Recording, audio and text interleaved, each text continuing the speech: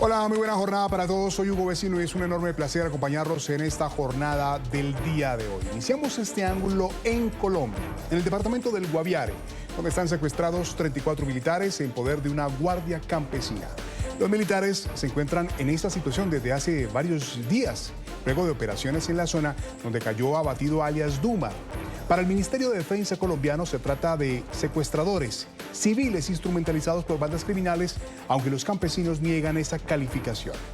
Por el contrario, dicen que reclaman la muerte de un civil identificado como Ramiro Antonio Correa Ortiz, quien habría perecido en medio de las acciones militares en la zona. Las fuerzas militares interpusieron ante la Fiscalía una denuncia por los delitos de secuestro simple, asonada y obstrucción a la función pública en contra de estas personas.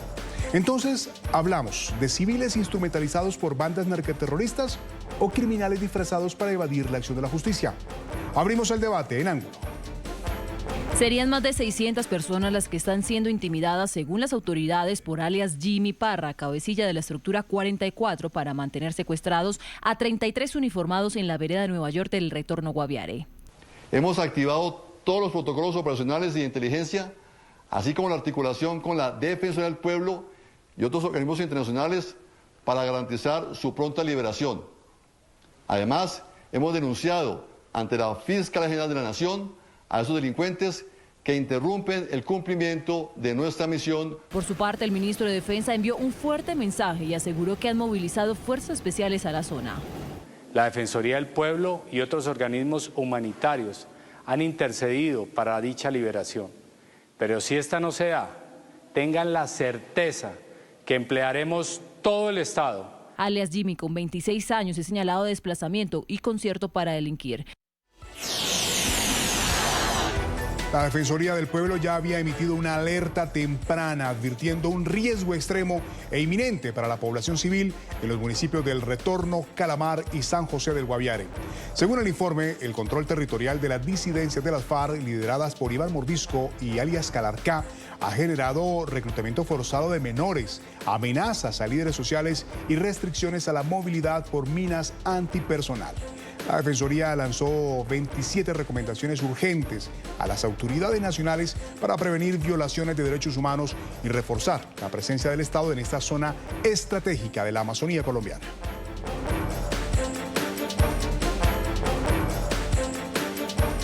Visto lo visto, aquí tenemos a los protagonistas del debate de hoy que muestran sus lados en este ángulo. En Colombia le doy la bienvenida a Luisa Fernanda Caldas, es abogada y académica. Luisa Fernanda, bienvenida, es un gusto contar contigo el día de hoy.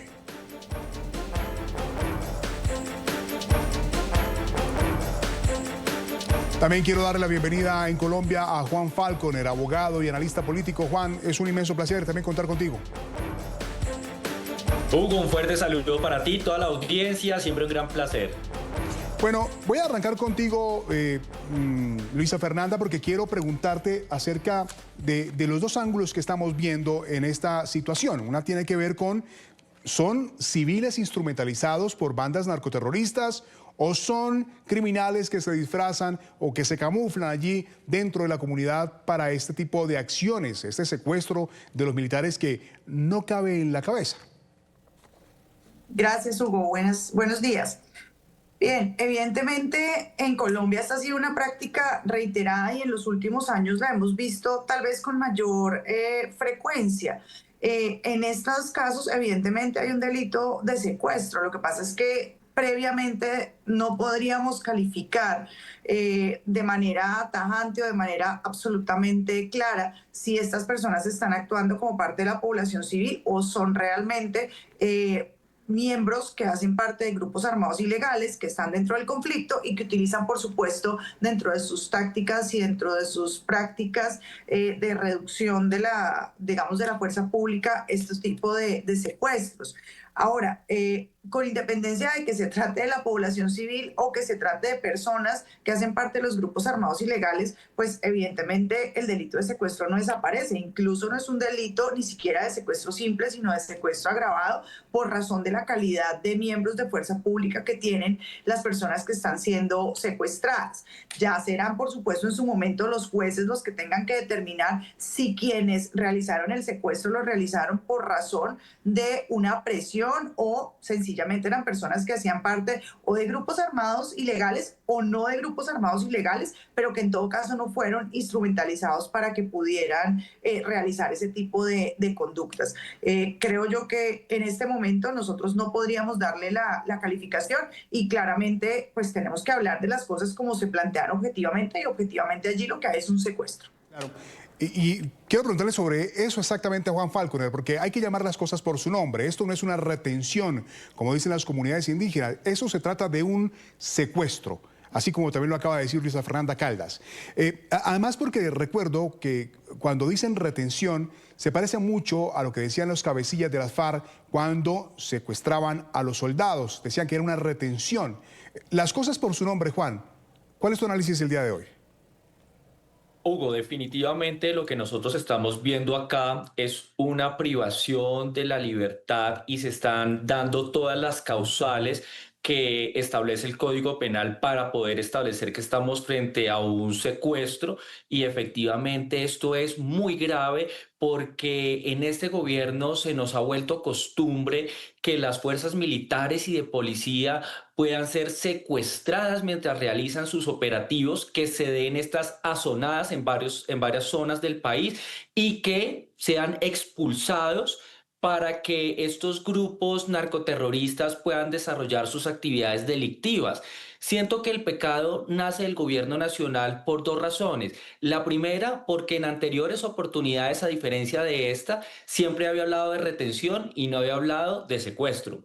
Y lo segundo, también había de alguna manera naturalizado no solo la instrumentalización de varias poblaciones, como seguramente ha pasado, sino también que sean las mismas estructuras criminales las que, disfrazadas de población civil, realicen estas actividades. Sea una o sea la otra, el gobierno nacional desde el principio debió haber denominado esto como secuestro, y adicionalmente también tuvo que haber descalificado y haber adoptado las medidas necesarias para evitar que esto suceda, porque es que esto ya se volvió casi que una constante y realmente es un tema que preocupa mucho porque no lo podemos permitir. En estos momentos las fuerzas militares y de policía no tienen pleno control territorial y no se ejerce la soberanía, producto del crecimiento de estas estructuras criminales, que viene derivado de una política débil e irresponsable denominada la paz total, que hoy por hoy podemos llamarla impunidad total. Bueno, así es, así son los puntos de vista de nuestros invitados el día de hoy. Por eso también quiero darle la bienvenida a esta hora en Colombia al mayor Germán Rodríguez. Es el líder nacional de la Reserva Militar y Policial en el país. Mayor Germán Rodríguez, bienvenido a este ángulo. Hugo, buenas tardes. Buenos días desde Bogotá. ¿Cómo están? Muchas gracias. Bueno, muy bien, mayor. Pues revisando el tema de los secuestros de los militares en Colombia, y es que hay una cifra que es igualmente alarmante. 241 miembros de la fuerza pública han sido secuestrados por comunidades en lo que va corrido del año 2025. Y este caso de esta treintena de militares en poder de una guardia campesina, pues genera alertas, genera preocupaciones. ¿Cómo lo ve usted, mayor? Bueno, lo que pasa es que en este momento en Colombia el narcotráfico está cogiendo tanta, pero tanta fuerza, que estos actores ilegales están acudiendo a las azonadas para que la fuerza pública... son secuestros y la fuerza pública no pueda realizar sus operaciones. Obviamente nosotros no podemos atacar a la fuerza pública. Ellos llegan con machetes, ellos llegan con cuchillos. Se ha visto incluso algunas armas cortas. Son civiles instrumentalizados y los están instrumentalizando. Y entonces la fuerza pública no puede hacer nada al respecto. Todo obviamente es producto del narcotráfico, todo es producto del narcotráfico. Quiero contarte en este caso en especial, 34 militares secuestrados en el Guaviare. Los tienen rodeados 600 terroristas, 600. En este momento los propios militares le están diciendo a la población civil que los tienen secuestrados que los dejen esconderse en los árboles porque los están asediando drones de las disidencias de las FARC. Drones que en ensamblan y fabrican en Venezuela y que tienen granadas de mortero y le están diciendo, miren, nos van a caer morteros en ese momento, déjenos irnos a ese matorral a escondernos debajo de los árboles porque si nos caen los morteros, ustedes también van a ser los afectados. En ese momento, pues es un secuestro extorsivo porque están pidiendo el cuerpo de uno de los terroristas que cayó. Recuerde que entran en combate, son fuerzas especiales, no es tropa regular, son fuerzas especiales y caen en combate 10 guerrilleros, dan de baja 10 guerrilleros. La información de inteligencia es que son 30 en total, pero solo se han podido recuperar 10 cuerpos. La exigencia del Estado Mayor Central de las FARC es que liberan a los secuestrados y devuelven el cuerpo de alias Dumar. El nombre del cabecilla es Willington Vanegas, alias Dumar. Esto no es la primera vez, son aproximadamente 24 azonadas contra la fuerza pública, secuestros colectivos, están instrumentalizando a la población civil, pero el origen de todo se llama narcotráfico. Bueno, 73% de los municipios en el país están amenazados por grupos criminales. 73%. Colombia tiene 1.100, me falla la memoria, alguien que me ayude, 1.100 municipios en el país y 73% de ellos pues están en ese riesgo. Luisa Fernanda, estamos hablando de una situación que ha incrementado o que nota el aumento de la violencia en el país y el avance de grupos criminales en el país. ¿Qué opinión te merece, Luisa Fernanda? Sí, evidentemente nosotros no podemos desconocer que de hace unos años hacia acá pues hemos tenido una política de seguridad bastante débil, bastante desordenada, digamos, no ha sido armónica realmente. No es que no se puedan hacer intentos, por supuesto, de solucionar el conflicto por la vía del diálogo. Lo que pasa es que la vía del diálogo no puede de ninguna manera desconocer o no puede desatender tampoco la política de seguridad y desafortunadamente, pues por múltiples razones que tal vez todos hemos podido ver y hemos podido conocer, digamos que esas vías no han estado articuladas. Todo lo contrario, lo que hemos venido observando, sobre todo después de lo que pasó en Cali la semana pasada, es que evidentemente se han venido concediendo libertades, se han venido concediendo beneficios en el marco de esas negociaciones, de esos diálogos para la paz, pero que digamos que de manera recíproca no hemos tenido ningún avance y por el contrario, lo que hemos venido es retrocediendo desde el punto de vista de la seguridad. Cada vez hay más presencia de grupos armados ilegales en el territorio nacional, cada vez hay más acciones violentas, cada vez está más en riesgo la población civil, no solo en el campo, sino población civil en grandes ciudades como Cali. Entonces, evidentemente, pues este es el resultado de una política de seguridad bastante desarticulada, por decirlo de alguna manera. Mayor Rodríguez, usted decía hace un rato que estas tropas que están en este momento en el Guaviare no son tropas regulares, son grupos especiales. ¿Por qué entonces, si estamos hablando de los hombres mejor capacitados en el tema del conflicto de Colombia, han quedado tanto tiempo en poder de esas comunidades sin que se organice algún tipo de operación de rescate? ¿Es tan difícil pensar en eso? Sí, claro. Primero son 600 personas las que están rodeando en este momento. No sé si se alcanzó a escuchar, pero hoy en tiempo real hay drones con explosivos sobrevolando a estos 34 soldados. No sé si alcancé a hablar de esto. Le están pidiendo a la comunidad, a la población civil, que los deje esconderse en un matorral que hay, porque si caen estos drones que fabrican en Venezuela, que tienen granadas de mortero, les puede afectar a la población civil. Son 600 personas que entran con machetes, son guardias campesinas que entran con unos bastones de mando que ellos tienen, con armas cortopulsantes, se han visto armas cortas. Y el ejército tiene armas largas, tiene fusiles que no somos una unidad de la policía como en Colombia está el UNDEMO, que es la que tiene facultades, que tiene armas, que tiene bombas lacrimógenas. No, nosotros, el ejército no cuenta con eso. El ejército está hecho en Colombia para atacar a la subversión. Por ellos aprovechan, llevan niños, llevan mujeres. Y por eso no podemos absolutamente, en ese momento no podemos hacer nada nosotros. Es triste porque tampoco se ve una presencia contundente por parte del apoyo del gobierno para sacar a esos 34 militares. Situación difícil, por supuesto. Lo que usted decía de ahí, cómo a través de la población civil hacen un escudo en la cual algunas de estas personas logran mimetizarse, ¿no? O esconderse de la accionar de las autoridades. Mayor, quiero preguntarle a usted, precisamente a usted, ¿quién es Dumar? Este hombre que fue abatido por las fuerzas especiales del ejército colombiano en esta región del Guaviare. ¿Quién es Dumar y qué relación tenía presuntamente con la comunidad o con esa zona donde se realizó la operación?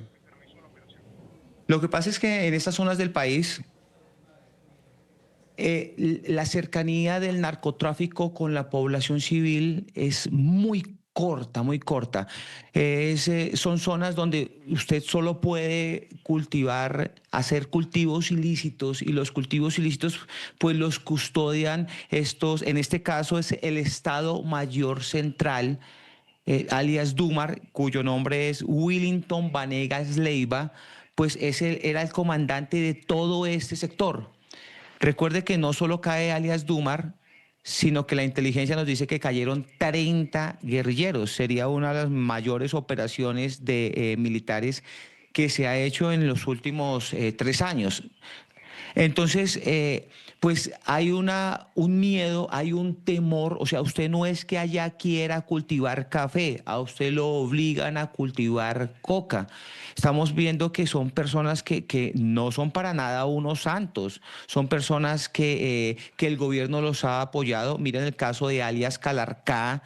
Hace pocos días, el mismo día que secuestraron a estos soldados, que el gobierno se había quedado en silencio, porque lo malo es que al ministro de la Defensa lo entrevistan minutos después de ese secuestro y se queda callado. El mismo día acaban con la vida de 13 policías con un ataque con drones a un helicóptero de la policía, y el mismo día colocan en Cali una bomba, un carro bomba eran 2 carros, afortunadamente uno no explotó, con 6 muertos y casi 80 heridos.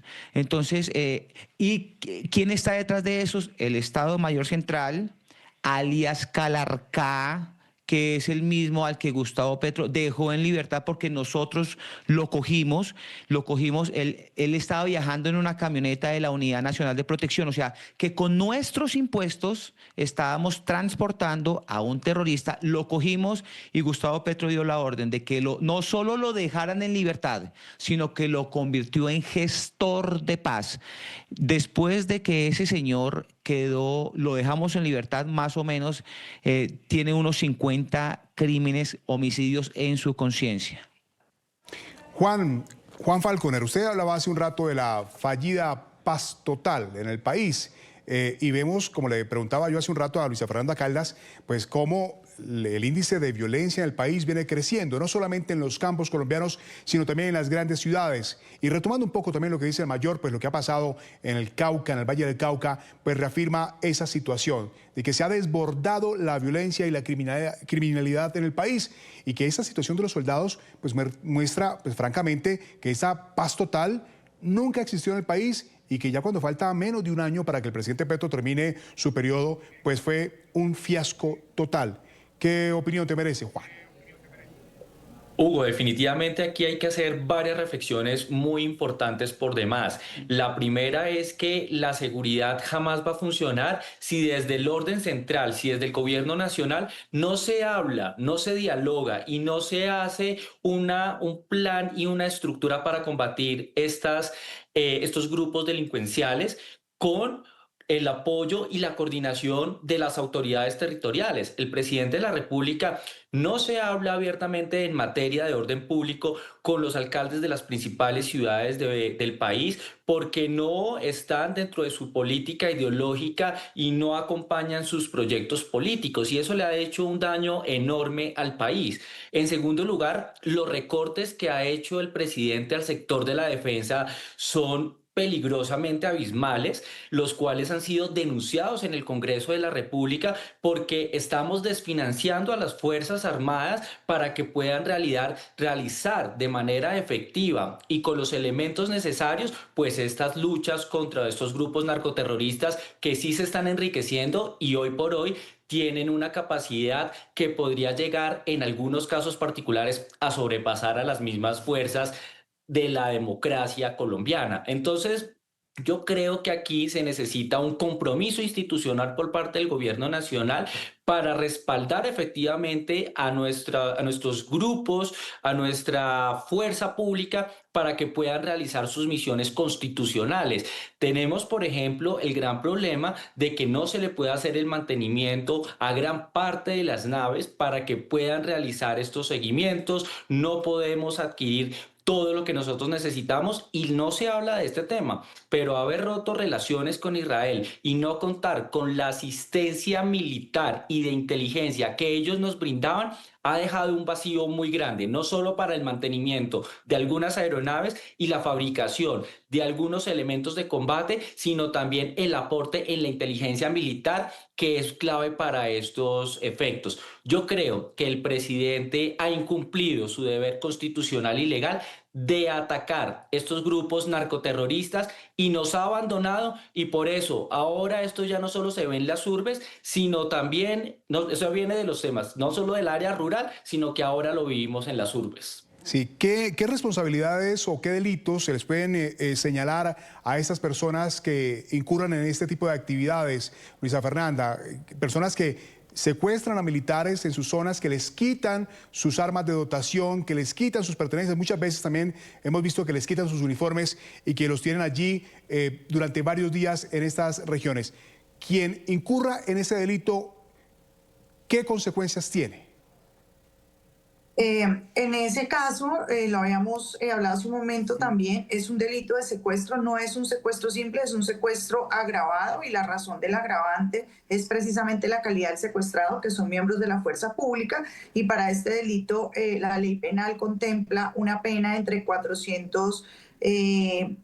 una pena de 448 a 600 meses de prisión. Es una pena bastante alta, pero realmente creo yo que el éxito, más que en el número de años que pueda tener la pena a la que se expone la persona, es realmente que el Estado tenga la capacidad de recuperar el territorio. Y es que lo decían mis antecesores, es que el problema es que esos territorios no son territorios en los cuales se esté dominando o en los cuales haga una presencia fuerte el Estado. Entonces es muy difícil que una persona de estas pueda ser sometida eventualmente a la justicia cuando no hay un dominio del Estado. Y lo decía ahorita el mayor, son 34 miembros del ejército frente a 600 personas que los tienen secuestrados. Y pues evidentemente ellos no son los que tienen el dominio en la zona. Entonces allí creo yo que tal vez más allá del quantum punitivo que pueda tener el delito, lo importante es que el Estado pueda recuperar el dominio sobre estos territorios, pueda recuperar la autoridad sobre estos territorios, y en ese momento va a ser posible llevar ante los jueces este tipo de situaciones. El problema es que si el Estado no tiene ni siquiera el dominio territorial, pues con mayor dificultad va a poder iniciar un proceso penal o va a poder procesar a estas personas por los delitos correspondientes. Sí, en el ejército se habla de la moral de la tropa, mayor, usted no me deja mentir. ¿Cómo se encuentra la moral de la tropa cuando se presentan situaciones como estas y en la que hemos visto de forma repetitiva durante todo el año, pues, o durante la administración de Petro, una reducción en el presupuesto, en la que ya no hay inversiones en armamento, en hombres, en capacidades? Lo que decía hace un rato nuestro panelista Juan Falconer también, que hay naves que les falta mantenimiento. Han salido una gran cantidad de militares en experiencia en el combate de estos grupos criminales. ¿Cómo se encuentra la moral de la tropa en medio de esta situación en la que vemos que al ejército se le quitan cada vez más capacidades? Mayor. Mal, mal. Realmente la tropa, hay que decirlo como es, se encuentra muy mal, se los digo porque nosotros somos la voz de los que están activos. La gente tiene primero miedo de que jurídicamente sea atacado, porque si este comandante del pelotón hubiese accionado algún arma, inmediatamente le abren una investigación a él. Y sin duda, a los que dieron de baja a estos 10 terroristas, también le van a abrir la investigación la que corresponda. En ese momento los helicópteros no existen, no se están moviendo. Para rematar, nos acaban de tumbar uno. La tropa está desmoralizada porque no podemos hacer nada contra los drones. Volvimos a la década en el año 2000 que vivíamos todos en búnkers subterráneos, pues las unidades están volviendo a acabar y están colocando sacos terreros y estamos volviendo a vivir, a dormir en búnker como lo hacíamos antes. Nosotros no podemos utilizar los drones, pero ellos sí pueden utilizar los drones. Quiero darle algunos datos. Van 30 secuestros masivos como el de hoy. 30 en lo que va corrido del 2025. Van 30.546 miembros de la fuerza pública que se han ido. En especial, los delicados son los de inteligencia. Y es muy curioso que el director, los 3 directores de inteligencia en Colombia han sido exguerrilleros del M-19. Esto debería ser una alarma nacional. Carlos Ramón González, el prófugo de la justicia de Nicaragua, fue jefe de inteligencia en Colombia. Entonces realmente no solo estamos mal, sino que hemos bajado las capacidades, en especial de aviación y en especial de inteligencia. Mayor, o sea que estamos hablando de 2 situaciones diferentes cuando usted dice que en los 90s los soldados tenían que dormir en búnkeres para protegerse del ataque. En ese momento era con tatucos, con cilindros bomba. Ahora es, según como usted lo dice, con drones, con granadas. ¿Es así? Sí, claro. Sí, así es. Drones hechos en Venezuela. Ellos tienen una escuela de formación en Venezuela, tanto las FARC como el ELN, y allá los entrenan. Son drones industriales y semi-industriales que tienen inteligencia artificial, que es muy fácil porque está el guerrillero con aire acondicionado, con un joystick como si estuviese jugando, sencillamente con pantallas táctiles que tocan el helicóptero.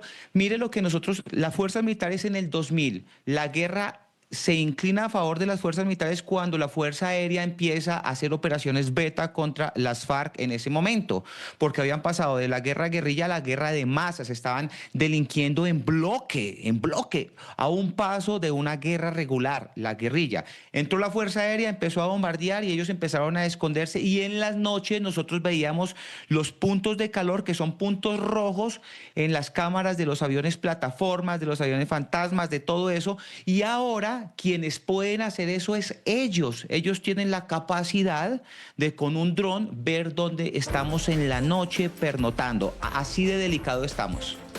Una situación delicada en el país. Vamos a hablar en el siguiente bloque sobre esa denuncia que ha hecho las autoridades, las Fuerzas Armadas de Colombia, ante la Fiscalía, denunciando esta acción como un secuestro de estos militares que continúan en poder de una guardia campesina en el Guaviare, el municipio de El Retorno, esto en el sur del país. Hacemos una pausa comercial y regresamos con Ángulo. Hablamos en este ángulo acerca del secuestro de los militares colombianos de las Fuerzas Especiales de Colombia en el territorio de El Guaviare, el departamento del Guaviare. Y quiero preguntarle en este bloque a uno de mis invitados, a Juan Falconer, pues claro, es una situación difícil porque hay una falta de institucionalidad, hablamos de abandono del Estado por décadas, hablamos del miedo que tienen los pobladores de la región, pero también las autoridades locales, porque no pueden decir nada, porque están bajo la coacción de esos grupos criminales, quienes son al final los que mandan en la región. Una situación que hace que sea mucho más complejo el panorama, Juan. Hugo, definitivamente nosotros estamos viendo una situación muy compleja y como bien lo han dicho los panelistas que nos acompañan hoy, pues tiene unos retos institucionales muy grandes, sobre todo cuando uno como organización criminal instrumentaliza a la población civil. Ese escudo que tú mencionabas tiene un blindaje incluso a nivel internacional en el marco del derecho internacional humanitario, donde las Fuerzas Armadas del orden republicano no podrían llegar a realizar operativos operativos que ponga en riesgo la vida o la integridad de estas personas civiles. Entonces, esta situación embiste gran complejidad para realizar operaciones militares que pudiesen ayudarnos con la recuperación de la libertad de estos héroes de la patria que en estos momentos se encuentran secuestrados. Adicional a eso, yo creo que aquí la descoordinación por parte del sector central con los entes territoriales ha demarcado un gran abismo que ha permitido que no solo se debiliten las fuerzas institucionales, sino también que estas estructuras criminales se vean fortalecidas. Y es que uno no entiende cómo el presidente de la República y el gobierno nacional sale a desconocer la presencia de estas estructuras criminales o darles prebendas en el marco de unos diálogos de paz que no avanzan y no están dando los resultados esperados. Uno no entiende cómo se mantiene la intención de dialogar con las disidencias de las FARC cuando claramente no quieren la paz. Lo mismo con el Clan del Golfo, lo mismo con el ELN. Desconocer la presencia del Cartel de los Soles, desconocer la presencia del Tren de Aragua, entre muchísimas otras estructuras que ya no son nacionales, sino son transnacionales, pues le hacen un daño muy grande a la institucionalidad y nos permite de alguna manera retroceder en el tiempo y ahora estar viviendo esas épocas crudas y duras de la violencia de los 80 y de los 90, incluso ahora con magnicidios de figuras representativas de la política y de grandes líderes. Ya vamos más de 40 masacres registradas y cerca de 100 líderes sociales que han perdido la vida. Sí, en la historia reciente del país, Luisa Fernanda, quería preguntarte, ¿esas personas que son sindicadas de este tipo de delitos, sí avanzan las investigaciones o son simplemente formalidades que se terminan archivando? Yo creo realmente que esto no pasa de ser una formalidad. ¿Por qué? Porque sí, es cierto que hay que poner la denuncia, o sea, eso está bien, pero a ver, pongamos las cosas en la perspectiva real. No puede entrar el ejército a sacar los 34 personas que tiene secuestradas. ¿Cómo va a entrar la justicia? Un fiscal va a arriesgar su vida, un funcionario del CTI va a arriesgar su vida para entrar a capturar a 600 personas. Eso realmente no es lógico. Entonces, ¿qué va a pasar? Pues va a pasar lo que pasa con muchas investigaciones en este país, que son investigaciones que simplemente obedecen, digamos, a la formalidad, a un acto simplemente para decir sentamos una protesta, pero más allá de eso realmente no hay una acción efectiva de la justicia. Y eso no debería pasar, por supuesto, pero es cierto que es lo que pasa en nuestra realidad. Entonces, lo que debemos es buscar cómo lograr que realmente nuestra fuerza pública pueda tener una presencia para que también la justicia pueda hacer lo suyo, porque una justicia que no tiene apoyo en una fuerza pública para entrar a un territorio, pues no es una justicia realmente que pueda ser efectiva.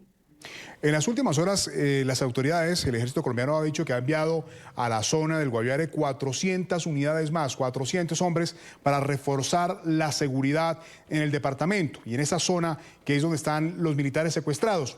Pero mayor, estos 400 hombres que envían, más los 30 que se han secuestrado, son 430, ni siquiera superan en número a los 600 campesinos que retuvieron a los militares. Muy difícil, bueno, es que, esa escala de números. Imposible. Es imposible, es imposible. En Colombia se perdió el respeto a la autoridad. Vemos en las ciudades cómo le pegan, cómo linchan a nuestros policías, incluso a los policías que están prestando el servicio por todo lado. Hay un irrespeto a la autoridad porque saben que no pueden hacer absolutamente nada. En el anterior secuestro, el general Mejía decía, lo escuchábamos por radio cuando decía: cójanlos en flagrancia, cójanlos. Y cogimos creo que a 12 civiles que eran de los que habían secuestrado a nuestros soldados. ¿Sabe cuántos hay en este momento detenidos? Ninguno, ninguno. Hay que cambiar completamente no solo el Código Penal, sino la justicia. Te coloco un ejemplo más horrible. Al joven, que no es ningún niño, que le disparó a Miguel Uribe 2 impactos en la cabeza con sangre fría, con sevicia, con entrenamiento. No era la primera vez que cogía un arma. Le acabaron de dar 7 añitos. 7 añitos de cárcel y si se porta bien sale antes. Entonces la justicia hay que cambiarla para que no nos cojan de ruana y hay que hacer respetar la Constitución, a la autoridad.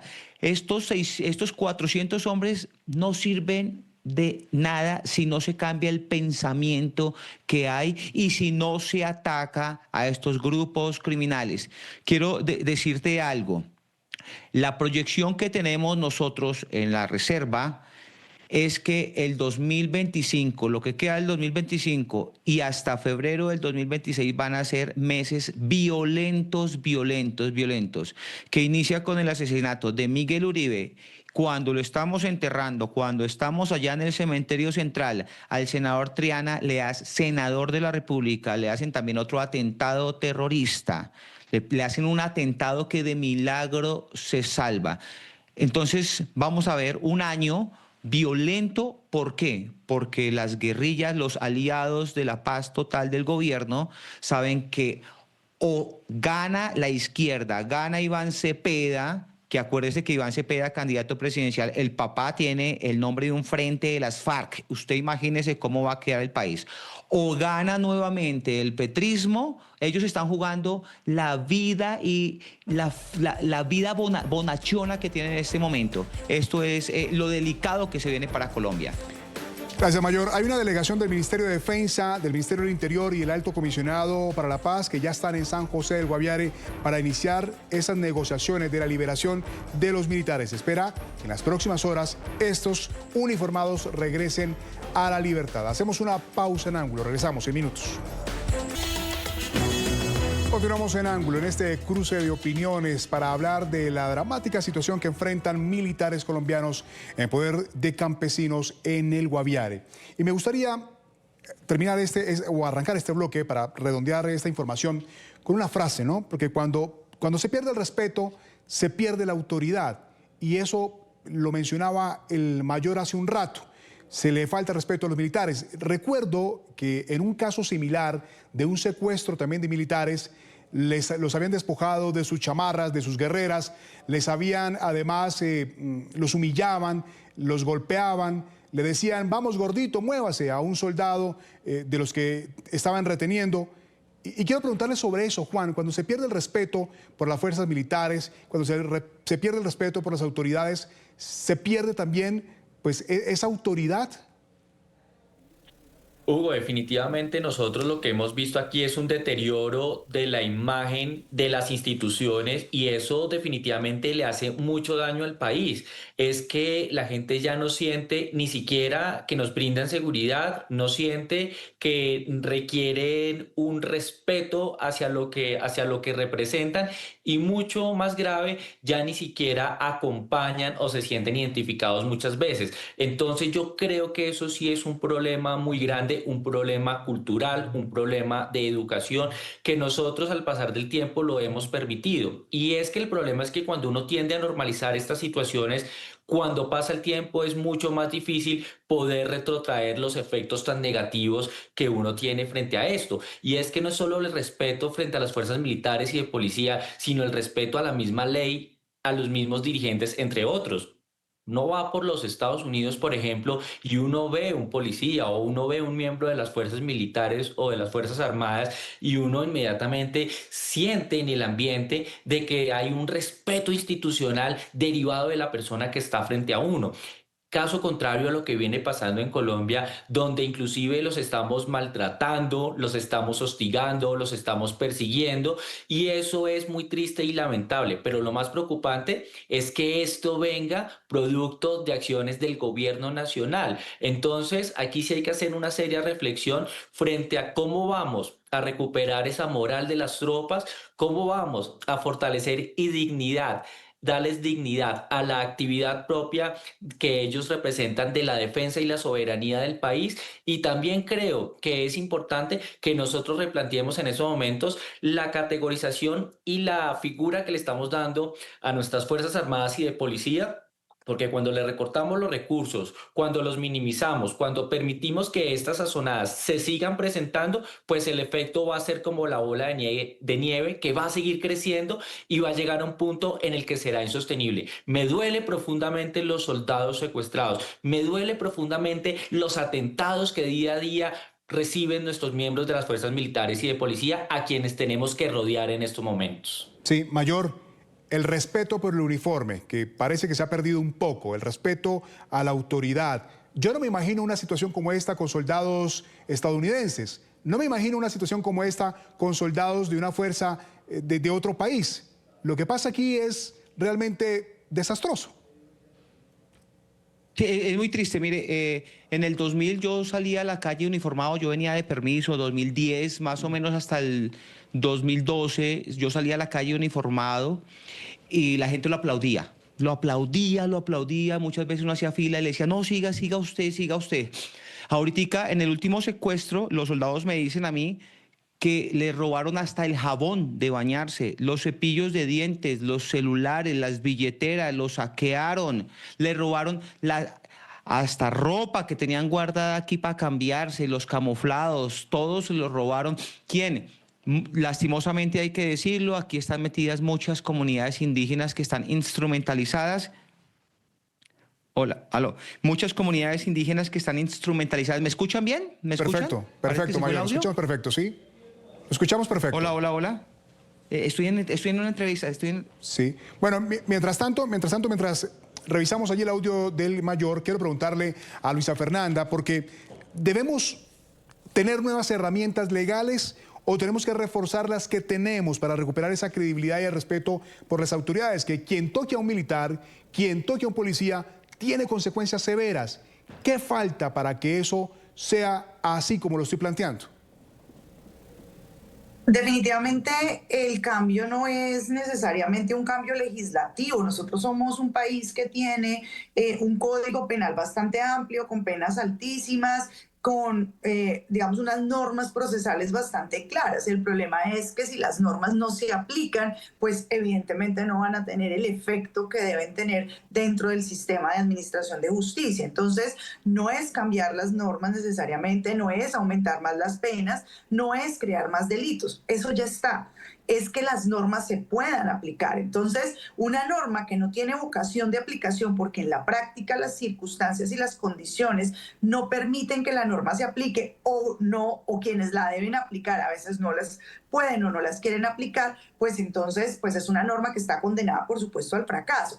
Tener más normas creo que nos sobran, tenemos demasiadas, lo que tenemos es que aplicarlas, pero claro, entiendo que la dificultad de aplicar las normas no proviene muchas veces de quien las debe aplicar, sino de una situación política, de una situación de seguridad, de una situación en la cual quien debe aplicar la norma, pues evidentemente no tiene las condiciones para poder, digamos, ponerla en marcha. Claro, y lo que decía usted hace un rato, ¿no? Que haya ese poder, que se pueda utilizar la ley, porque la ley está ahí, está para aplicarse. ¿Quedó algo en el tintero, Mayor, cuando se nos interrumpió la comunicación? Rápidamente, Mayor. Sí, en los últimos secuestros han estado, pues, tristemente instrumentalizadas las comunidades indígenas. Le repito que no todas las comunidades indígenas tienen esta ideología que el gobierno del cambio, el socialista, intenta vender, pero ellos no pueden estar por encima de la ley.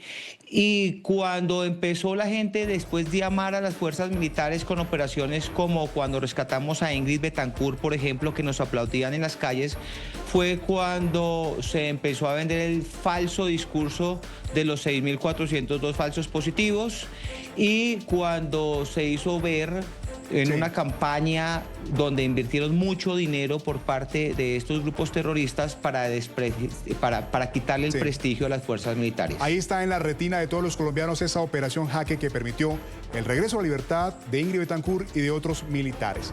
Hacemos una pausa en Ángulo y regresamos en tan solo unos minutos para la despedida de nuestro programa de hoy. Quiero agradecer por su tiempo, análisis y punto de vista a los protagonistas de nuestro ángulo de hoy, a Luisa Fernanda Caldas, abogada y académica. Luisa Fernanda, muchas gracias. Gracias. Al Mayor Germán Rodríguez, líder nacional de la Reserva Militar y Policial de Colombia. Muchas gracias. A ustedes muchas gracias y recuerden que las fuerzas militares son las que van a salvar a Colombia. Y también a Juan Falconer, analista, abogado. Gracias por estar con nosotros. Hugo, un placer para mí, un saludo a los panelistas, toda tu audiencia. Gracias, yo soy Hugo Vecino, agradezco a todos su compañía en esta emisión de Ángulo, porque somos el vértice de los lados que genera la noticia. Buena jornada a todos.